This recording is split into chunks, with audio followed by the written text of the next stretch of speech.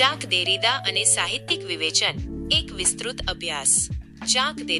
જાક દેરીદા 1930 થી 2004 20મી સદીના સૌથી પ્રભાવશાળી ફ્રેન્ચ ફિલસૂફો અને સૈદ્ધાંતિક વિચારકોમાંના એક હતા, જેમને ડિકન્સ્ટ્રક્શનની વિભાવના માટે ઓળખવામાં આવે છે. દેરીદાએ સાહિત્ય, તત્વજ્ઞાન, ભાષા અને સાંસ્કૃતિક અધ્યયનોમાં ઊંડો પ્રભાવ પાડ્યો. તેમના લખાણો પશ્ચિમી તત્વજ્ઞાનની પરંપરાગત ધારણાઓને પડકારે છે અને અર્થ, સત્ય અને પાઠની પ્રકૃતિ પર નવા પ્રશ્નો ઊભા કરે છે.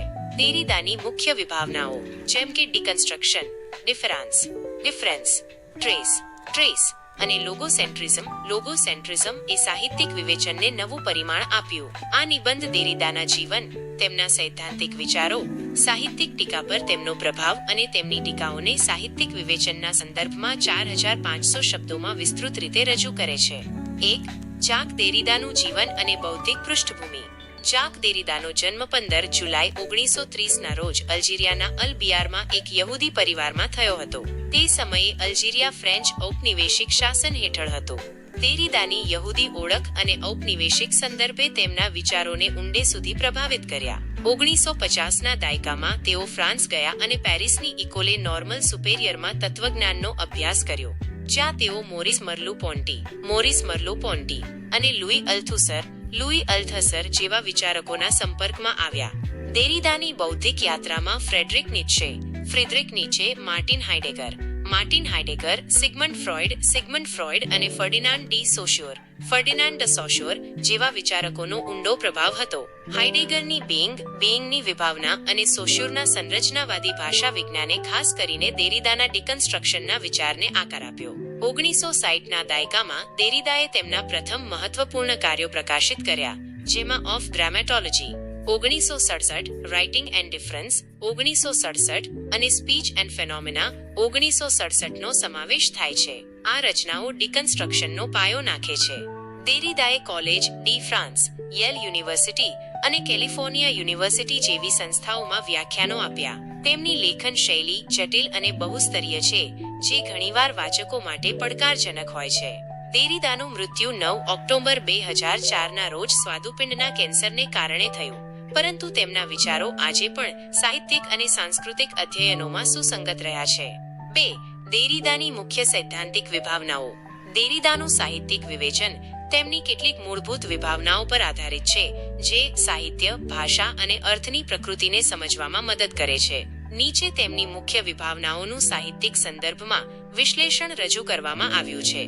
2.1 ડિકન્સ્ટ્રક્શન દેરીદાની સૌથી પ્રખ્યાત વિભાવના છે, જે એક વિશ્લેષણાત્મક વ્યૂહરચના છે. ડિકન્સ્ટ્રક્શનનો હેતુ પાઠમાં રહેલા વિરોધાભાસો અને ધારણાઓને ઉજાગર કરવાનો છે, ખાસ કરીને તે દ્વૈતો, બાઇનરીઝને જે પશ્ચિમી તત્વજ્ઞાન અને સાહિત્યમાં પ્રચલિત છે, જેમ કે આત્મા શરીર, પુરુષ મહિલા અથવા સત્ય મિથક. ડિકન્સ્ટ્રક્શન એ બતાવે છે કે આ દ્વૈત એકબીજા પર આધારિત છે અને કોઈ પણ પક્ષ સંપૂર્ણપણે પ્રભુત્વ ધરાવતો નથી. સાહિત્યિક સંદર્ભ. ડિકન્સ્ટ્રક્શન સાહિત્યિક પાઠોમાં અર્થની અસ્થિરતા અને જટિલતાને ઉજાગર કરે છે. ઉદાહરણ તરીકે, વિલિયમ શેક્સપિયરના હેમ્લેટને ડિકન્સ્ટ્રક્શનના દૃષ્ટિકોણથી વાંચવા પર એ સ્પષ્ટ થાય છે કે નાટકમાં સત્ય અને ગાંડપણ, જીવન અને મૃત્યુ જેવા દ્વૈત એકબીજામાં ભળી જાય છે. હેમ્લેટની અનિશ્ચિતતા અને પાઠની બહુ-આયામિતા ડિકન્સ્ટ્રક્શનની પ્રક્રિયાને દર્શાવે છે. ભારતીય સાહિત્યમાં રવિન્દ્રનાથ ટાગોરના ઘરે બાયરેને ડિકન્સ્ટ્રક્શનના દૃષ્ટિકોણથી વિશ્લેષિત કરવા પર એ દેખાય છે કે નવલકથામાં રાષ્ટ્રીયતા અને વ્યક્તિગત સ્વતંત્રતા, પુરુષ અને મહિલા જેવા દ્વૈત એકબીજાને પડકારે છે. ડિકન્સ્ટ્રક્શન સાહિત્યિક પાઠને એક બંધ અર્થને બદલે એક ખુલ્લી અને ગતિશીલ પ્રક્રિયા તરીકે જુએ છે. 2. ડિફેરાન્સ દેરીદાની એક મૂળ વિભાવના છે, જે અલગ હોવું અને સ્થગિત કરવુંના સંયોજનથી બનેલી છે. આ વિભાવના એ દર્શાવે છે કે અર્થ ક્યારેય સ્થિર કે સંપૂર્ણ હોતો નથી. તે હંમેશા અન્ય સંકેતકો, સિગ્નિફાયર્સ સાથે અંતર અને સ્થગનની પ્રક્રિયામાં નિર્મિત થાય છે. ડિફેરાન્સ ભાષાની ગતિશીલ અને અનિશ્ચિત પ્રકૃતિને ઉજાગર કરે છે. સાહિત્યિક સંદર્ભ. સાહિત્યમાં ડિફેરાન્સ પાઠના અર્થની બહુસ્તરીયતા અને અસ્પષ્ટતાને સમજવામાં મદદ કરે છે. ઉદાહરણ તરીકે, જેમ્સ જોયસના યુલિસીસમાં ભાષા અને કથનની જટિલતા ડિફેરાન્સની પ્રક્રિયાને દર્શાવે છે, જ્યાં અર્થ સતત સ્થગિત અને પરિવર્તિત થતો રહે છે. ભારતીય સાહિત્યમાં સલમાન રશ્દીના મિડનાઇટ્સ ચિલ્ડ્રનને ડિફેરાન્સના દૃષ્ટિકોણથી વાંચવા પર એ સ્પષ્ટ થાય છે કે નવલકથામાં ઇતિહાસ, સ્મૃતિ અને ઓળખના અર્થ એકબીજા સાથે અંતર અને સ્થગનમાં નિર્મિત થાય છે. ડિફેરાન્સ સાહિત્યિક ટીકાને એ શીખવે છે કે કોઈ પણ પાઠ એક નિશ્ચિત અર્થ સુધી સીમિત નથી. તે હંમેશા નવા સંદર્ભો અને અર્થઘટનો માટે ખુલ્લો રહે છે. 2.3 ટ્રેસની વિભાવના એ દર્શાવે છે કે દરેક સંકેતક સિગ્નિફાયરમાં અન્ય સંકેતકોની છાયા અથવા નિશાન હાજર હોય છે. કોઈ પણ અર્થ શુદ્ધ કે સ્વતંત્ર હોતો નથી. તે હંમેશા અન્ય અર્થો સાથે જોડાયેલો રહે છે. ટ્રેસ ભાષાની પરસ્પર નિર્ભરતાને ઉજાગર કરે છે.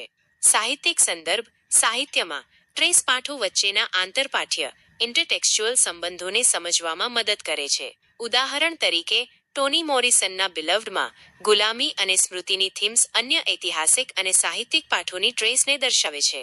ભારતીય સાહિત્યમાં પ્રેમચંદના ગોદાનમાં ગ્રામીણ ભારતની થીમ્સ ઔપનિવેશિક સાહિત્ય અને સામાજિક સુધારણાના પ્રવચનોની ટ્રેસને સમાવે છે. ટ્રેસની વિભાવના સાહિત્યિક પાઠોને એક મોટા સાંસ્કૃતિક અને ઐતિહાસિક સંદર્ભમાં જોવાની મંજૂરી આપે છે.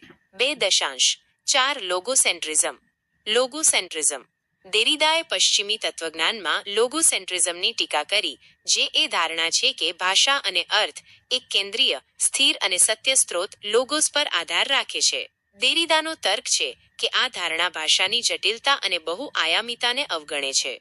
સાહિત્યિક સંદર્ભ સાહિત્યમાં લોગોસેન્ટ્રિઝમની ટીકા પાઠના એકલ અથવા પ્રભુત્વશાળી અર્થને પડકારે છે. ઉદાહરણ તરીકે, વર્જિનિયા વુલ્ફના મિસેસ ડેલોવેને ડિકન્સ્ટ્રક્શનના દૃષ્ટિકોણથી વાંચવા પર એ સ્પષ્ટ થાય છે કે નવલકથામાં સમય, સ્મૃતિ અને ઓળખનો કોઈ કેન્દ્રીય અર્થ નથી. આ તમામ થીમ્સ એકબીજા સાથે ગતિશીલ રીતે જોડાયેલી છે. ભારતીય સાહિત્યમાં કમલા દાસની કવિતા એન ઇન્ટ્રોડક્શનને લોગોસેન્ટ્રિઝમના દૃષ્ટિકોણથી વિશ્લેષિત કરવા પર એ દેખાય છે કે કવિતા નારીવાદી ઓળખને એક સ્થિર સત્યને બદલે એક બહુઆયામી પ્રક્રિયા તરીકે રજૂ કરે છે. લોગોસેન્ટ્રિઝમની ટીકા સાહિત્યિક ટીકાને અર્થની શોધને એક રચનાત્મક અને ખુલ્લી પ્રક્રિયા બનાવે છે. 2.5 લેખન વિરુદ્ધ વાણી રાઇટિંગ વર્સસ સ્પીચ દેરીદાએ પશ્ચિમી તત્વજ્ઞાનમાં વાણી, સ્પીચને લેખન, રાઇટિંગ પર પ્રાથમિકતા આપવાની પરંપરાની ટીકા કરી. તેમના પુસ્તક ઓફ ગ્રામેટોલોજીમાં તેમણે દલીલ કરી કે લેખન વાણીથી ઓછું મહત્વનું નથી. બંને ભાષાની જટિલ પ્રક્રિયાઓનો ભાગ છે.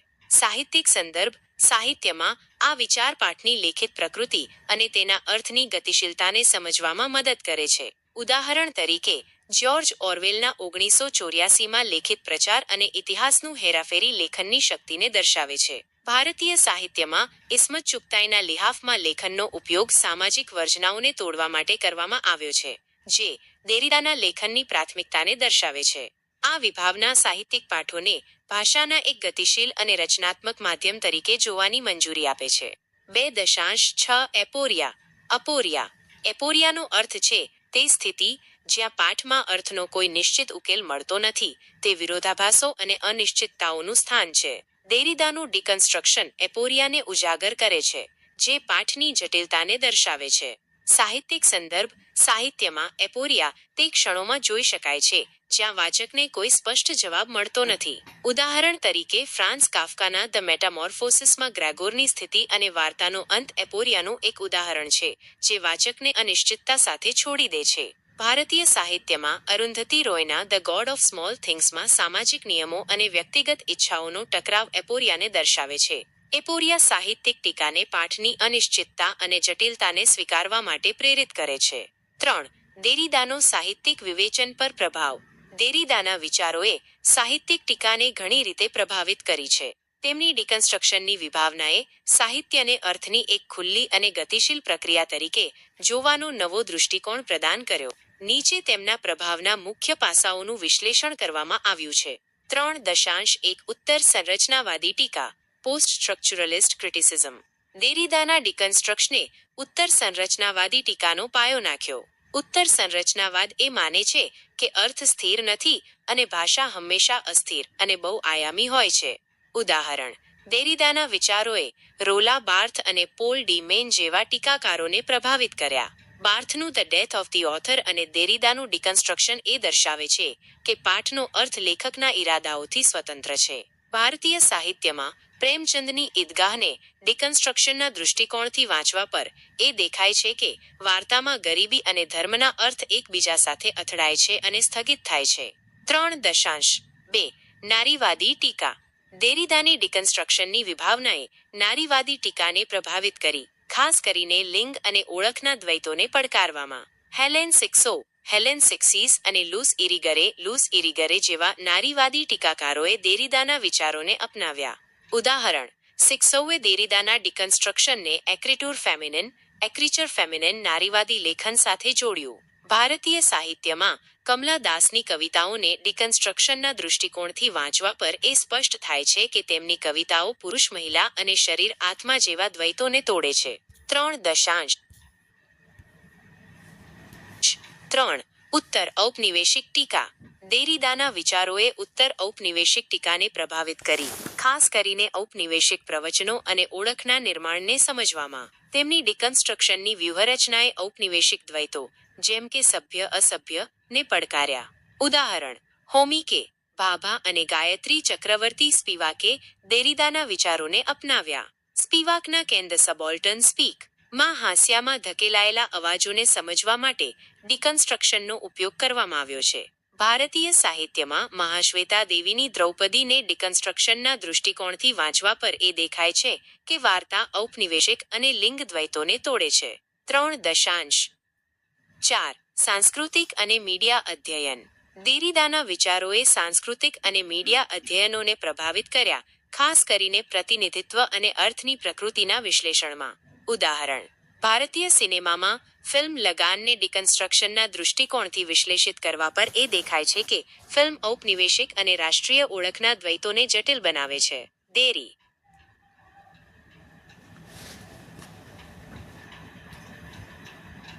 સાહિત્યિક વિવેચનને 4500 શબ્દોની આસપાસ સંક્ષિપ્તમાં આવરી લે છે. જો તમે કોઈ ચોક્કસ પાસા, જેમ કે તેમની કોઈ વિશેષ વિભાવના અથવા ભારતીય સાહિત્યમાં તેમના વિચારોના ઉપયોગ પર વધુ વિગતવાર માહિતી ઈચ્છતા હો તો કૃપા કરીને જણાવો.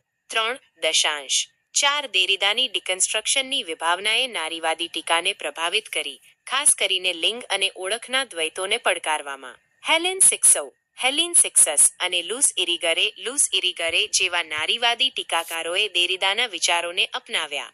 ઉદાહરણ: સિક્સૌએ દેરીદાના ડિકન્સ્ટ્રક્શનને એક્રીચર ફેમિનિન નારીવાદી લેખન સાથે જોડ્યું. ભારતીય સાહિત્યમાં કમલા દાસની કવિતાઓને ડિકન્સ્ટ્રક્શનના દૃષ્ટિકોણથી વાંચવા પર એ સ્પષ્ટ થાય છે કે તેમની કવિતાઓ પુરુષ-મહિલા અને શરીર-આત્મા જેવા દ્વૈતોને તોડે છે. 3.3 ઉત્તર ઔપનિવેશિક ટીકા. દેરીદાના વિચારોએ ઉત્તર ઔપનિવેશિક ટીકાને પ્રભાવિત કરી, ખાસ કરીને ઔપનિવેશિક પ્રવચનો અને ઓળખના નિર્માણને સમજવામાં. તેમની ડિકન્સ્ટ્રક્શનની વ્યૂહરચનાએ ઔપનિવેશિક દ્વૈતો, જેમ કે સભ્ય-અસભ્ય, ને પડકાર્યા. ઉદાહરણ: હોમીકે, ભાભા અને ગાયત્રી ચક્રવર્તી સ્પિવાકે દેરીદાના વિચારોને અપનાવ્યા.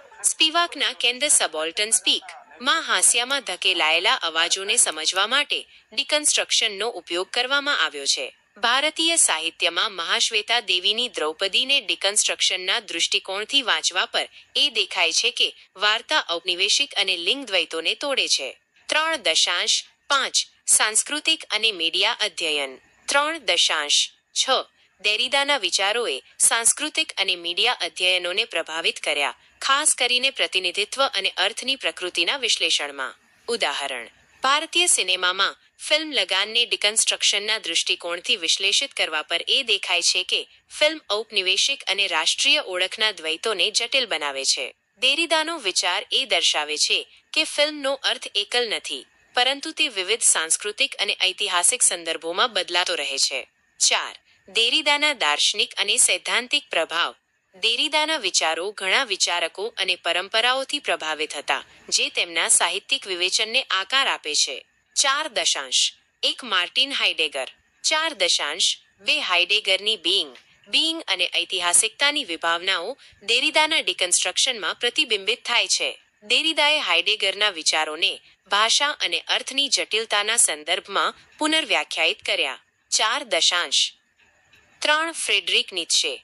4.4 નીત્શેની સત્યની ટીકા અને દૃષ્ટિકોણવાદ પર્સ્પેક્ટિવિઝમ એ દેરીદાના ડિકન્સ્ટ્રક્શનને પ્રભાવિત કર્યું. દેરીદાએ નીત્શેની વિભાવનાને અપનાવીને સત્યને એક સ્થિર સિદ્ધાંતને બદલે એક નિર્મિત પ્રક્રિયા તરીકે જોયું. 4.3 સિગમન્ડ ફ્રોઇડ. ફ્રોઇડનું અચેતન અને મનોવિશ્લેષણ દેરીદાના વિચારોમાં પ્રતિબિંબિત થાય છે, વિશેષ રૂપથી પાઠના છુપાયેલા સ્તરો અને અર્થની જટિલતાને સમજવામાં. 4.5 ફર્ડિનાન્ડ ડી સોશ્યુર. 4.6 સોશ્યુરના સંરચનાવાદી ભાષા વિજ્ઞાને દેરીદાના ડિફેરાન્સ અને ટ્રેસની વિભાવનાઓનો આધાર બનાવ્યો. દેરીદાએ સોશ્યુરના સંકેતક અને સંકેતિતના સિદ્ધાંતને પુનર્વ્યાખ્યાયિત કરીને ભાષાની અસ્થિરતા પર ભાર મૂક્યો. 5 દેરીદાના કાર્યોની ટીકા. દેરીદાના વિચારોએ વ્યાપક પ્રભાવ પાડ્યો, પરંતુ તેમની કેટલીક ટીકાઓ પણ થઈ છે. જટિલતા અને અસ્પષ્ટતા.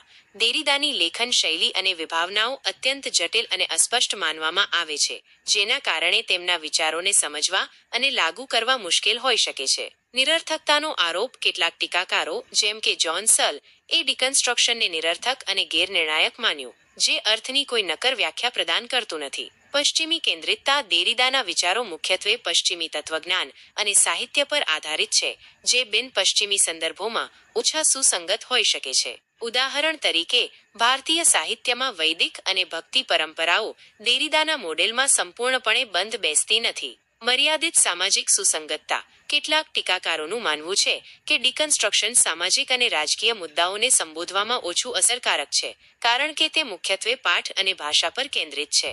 6 દેરીદાનો સમકાલીન સાહિત્ય અને સંસ્કૃતિ પર પ્રભાવ. દેરીદાના વિચારો આજે પણ સાહિત્યિક અને સાંસ્કૃતિક અધ્યયનોમાં સુસંગત છે. તેમના યોગદાને નીચેના ક્ષેત્રોમાં પ્રભાવ પાડ્યો છે. સમકાલીન સાહિત્ય. દેરીદાના વિચારો ટોની મોરિસન, સલમાન રશ્દી અને અરુંધતી રોય જેવા સમકાલીન લેખકોના કાર્યોના વિશ્લેષણમાં ઉપયોગી છે. ઉદાહરણ તરીકે, રોયના ધ ગોડ ઓફ સ્મોલ થિંગ્સને ડિકન્સ્ટ્રક્શનના દૃષ્ટિકોણથી વાંચવા પર એ સ્પષ્ટ થાય છે કે નવલકથા સામાજિક અને લિંગ દ્વૈતોને તોડે છે. ફિલ્મ અને મીડિયા અધ્યયન. ડિકન્સ્ટ્રક્શનની વિભાવના ફિલ્મ અને મીડિયામાં અર્થની જટિલતાને સમજવામાં ઉપયોગી છે. ઉદાહરણ તરીકે, ભારતીય ફિલ્મ પીકેને ડિકન્સ્ટ્રક્શનના દૃષ્ટિકોણથી વિશ્લેષિત કરવા પર એ દેખાય છે કે ફિલ્મ ધાર્મિક અને સાંસ્કૃતિક દ્વૈતોને જટિલ બનાવે છે. નારીવાદી અને ક્વિયર સિદ્ધાંત. દેરીદાના વિચારોએ જુડિથ બટલર અને ઇવ કોસોફસ્કી સેડવિક જેવા સિદ્ધાંતકારોને પ્રભાવિત કર્યા, જેઓ લિંગ અને કામુકતાના સામાજિક નિર્માણ પર કામ કરે છે. ભારતીય સાહિત્યિક સંદર્ભ. ભારતીય સાહિત્યમાં દેરીદાની વિભાવનાઓ ઔપનિવેશિકતા, લિંગ અને ઓળખ જેવા મુદ્દાઓને સમજવામાં ઉપયોગી છે. ઉદાહરણ તરીકે, ભબાની ભટ્ટાચાર્યના સો મેની હંગર્સને ડિકન્સ્ટ્રક્શનના દૃષ્ટિકોણથી વાંચવા પર એ સ્પષ્ટ થાય છે કે નવલકથા ઔપનિવેશિક અને સામાજિક દ્વૈતોને તોડે છે. 7 દેરીદા અને ભારતીય સાહિત્યિક સંદર્ભ. ભારતીય સાહિત્યમાં દેરીદાની વિભાવનાઓ ઘણી રીતે સુસંગત છે.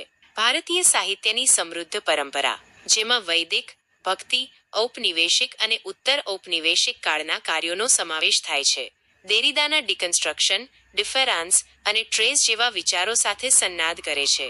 ડિકન્સ્ટ્રક્શન અને ભારતીય સાહિત્ય. ડિકન્સ્ટ્રક્શન ભારતીય સાહિત્યમાં સામાજિક અને સાંસ્કૃતિક દ્વૈતોને પડકારવામાં ઉપયોગી છે. ઉદાહરણ તરીકે, પ્રેમચંદની રંગભૂમિને ડિકન્સ્ટ્રક્શનના દૃષ્ટિકોણથી વાંચવા પર એ દેખાય છે કે નવલકથા સામંતશાહી અને ઔપનિવેશિક શક્તિના દ્વૈતોને જટિલ બનાવે છે. ડિફેરાન્સ અને અર્થની અસ્થિરતા. ભારતીય સાહિત્યમાં ડિફેરાન્સની વિભાવના કવિતા અને ગદ્યની બહુઆયામિતાને સમજવામાં મદદ કરે છે. ઉદાહરણ તરીકે, મિર્ઝા ગાલિબની ગઝલોમાં પ્રેમ, દર્શન અને આધ્યાત્મિકતાના અર્થ એકબીજા સાથે સ્થગિત અને પરિવર્તિત થાય છે. ટ્રેસ અને આંતરપાઠ્યતા.